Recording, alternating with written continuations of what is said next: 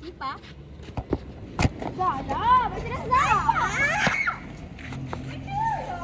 Dah, aku. Mai aku jadi lelaki. Tapi bawa kita panjang dah. Afiq cek. Mina. Amina. Ya, minum.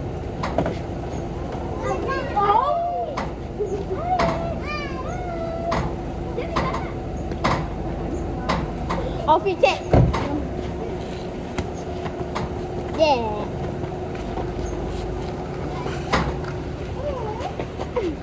Hey, anak seorang culik.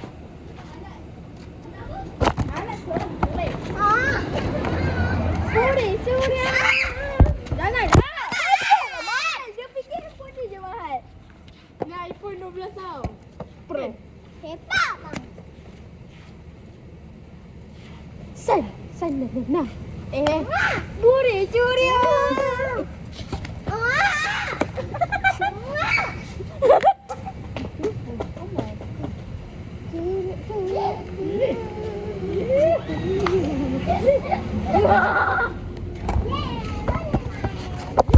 Okay, dia sepak. Sana jap. Mas mana? Apa ni? Lemok. Hello, brother. Kotor gila. Aku kisah. Ai tak kotor ke tak kotor ke itu diri ai. Tak apa dia pergi. Bersih. Okey dah. Kau tahu tak? Tadi kan aku pergi aku kan pergi main at least. At least aku tak tinggi.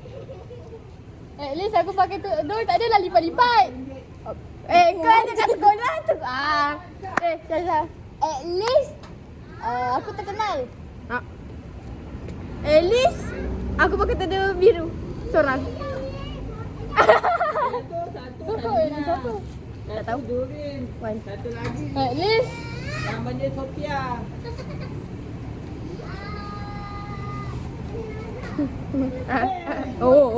Apa yang aku cakap? Lambat, Syazah. Okay, at least aku tak pakai jam. Aku tak cakap. At least aku tak gila. Tak lah gila. Tak gila kan tadi baru je. Tak. At least perangai aku tak adalah macam gila. Tak nampak sikit. Kesian Sophia. Tak nak nampak. Okay. Tak apa, nanti aku tulis nama dia Wan. At least aku pakai slipper. Oh, pakai. At least aku tak bising macam orang sebelah. At least aku tak pukul-pukul macam orang dia. At least aku tak jual perangai budak-budak. At least botol aku tak ada celah-celah. At least aku pakai bila pakai seluar. At least aku pakai spender. Apa? At least aku tak ada sepak-sepak kat seorang. At least aku tak botak. Banyak tadi. Tak banyak lah. Halal. Ambil handphone dia buat balik. Sudah segitu aja video kali ini guys.